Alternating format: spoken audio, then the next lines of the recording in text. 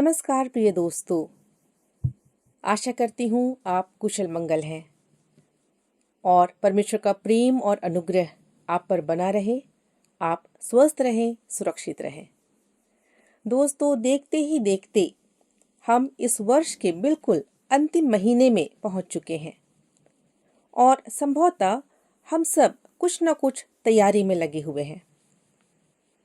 जाड़े का मौसम आ चुका है।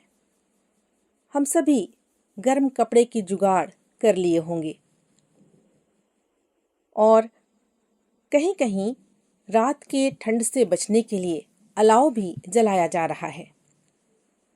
इसके साथ ही हो सकता है कि कुछ लोग साल के इस अंतिम समय में, अंतिम महीने में अपने साल भर के कामों का मूल्यांकन कर रहे होंगे और आने वाले साल की प्लानिंग में या योजना में भी लगे हुए होंगे। और तो और सब लोग बड़े दिन की तैयारी या कहें क्रिसमस की तैयारी में भी लग गए होंगे। हम अपने चारों ओर देखते हैं कि न केवल मसीही बल्कि सभी तरह के लोग, सभी समुदाय के लोग क्रिसमस की बड़ी तैयारी करते हैं। बिजनेसमैन अपनी दुकानों में नए नए सामान, स्टार्स, लाइट्स, सजावट की सामग्रियां इत्यादि भरने लगे हैं। मेरे कहने का मतलब है दोस्तों कि लोग भिन्न भिन्न प्रकार की और भिन्न भिन्न प्रकार से तैयारी में लगे हैं, प्रिपरेशन में लगे हुए हैं। लेकिन आज मैं आपको जिस तैयारी के बारे में बताने जा रही हूँ वह इन सब से अलग है। वह है अपने मन और हृदय की रक्षा की तैयारी या कहें अपने जीवन की तैयारी। जी हाँ दोस्तों, इस संसार में हमारे जीवन से बढ़कर और कुछ भी महत्वपूर्ण नहीं है। यदि जीवन को बचाना है तो हमें अपने मन और हृदय की रक्षा करनी आवश्यक है। मसीही जगत में हम सब विश्वासी अब आगमन काल में प्रवेश कर चुके हैं और यह काल या समय हमें प्रभु यीशु के दूसरे आगमन की तैयारी का अवसर देता है। इसलिए आइए आज हम याकूब की पत्री वचन से देखें, जहां वचन कहता है कि इसलिए हे भाइयों, प्रभु के आगमन तक धीरज धरो। देखो, किसान पृथ्वी की बहुमूल्य फसल की आशा रखता हुआ प्रथम और अंतिम वर्षा होने तक धीरज धरता है।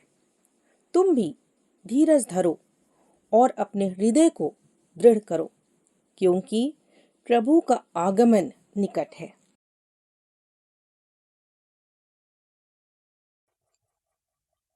याकूब 5 उसके 7 और 8 पद।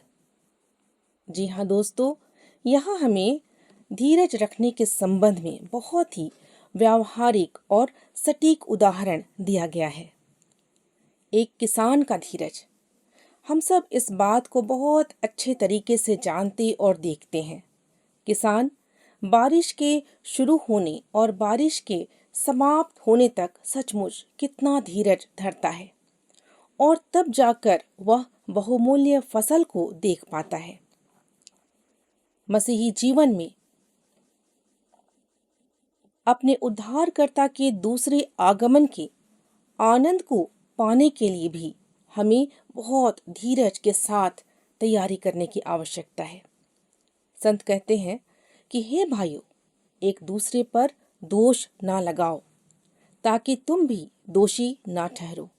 देखो, हाकिम द्वार पर खड़ा है। दोस्तों, किसी पर दोष लगाना मनुष्य के लिए बहुत सरल सी बात होती है, परंतु हमारे प्रभु को यह बिल्कुल भी अच्छा नहीं लगता। याद रखें, हमारा न्यायी, हमारा हाकिम, हमारा प्रभु है जो द्वार पर खड़ा है।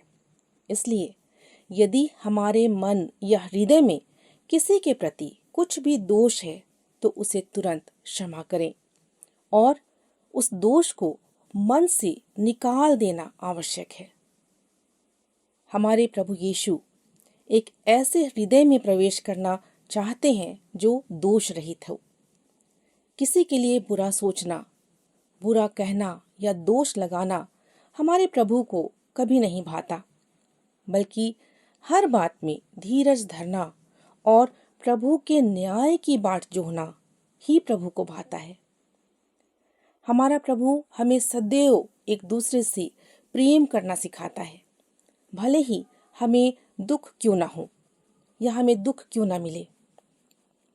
और इसलिए जब हम वचन में आगे देखते हैं तो वचन हमें सिखाता है कि हम वैसे अगुओं को आदर्श समझें जिन्होंने प्रभु के नाम के कारण दुख उठाया और धीरज धरा, क्योंकि धीरज धरने वाले धन्य कहे जाते हैं।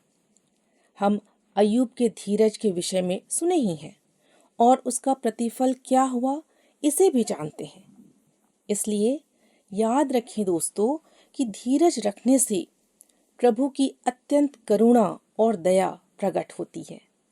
इसलिए प्रभु के आगमन की तैयारी में हमें भी उतावले ना होकर धीरज से उनकी राह देखनी है और अपने अपने मन और हृदय में प्रभु की शिक्षाओं और आज्ञाओं को रखकर वैसा ही जीवन जीना है जैसा प्रभु चाहते हैं। तो क्या आप तैयार हैं? विचार करें। पिता परमेश्वर आपकी सहायता करें कि विश्वास में अपने को मजबूत करके धीरज रखते हुए अपने मन और हृदय की रक्षा करते हुए आप प्रभु के दूसरे आगमन की तैयारी कर सकें और प्रभु की महिमा निरंतर करते रहें। परमेश्वर आपका मार्गदर्शन करें। आमीन।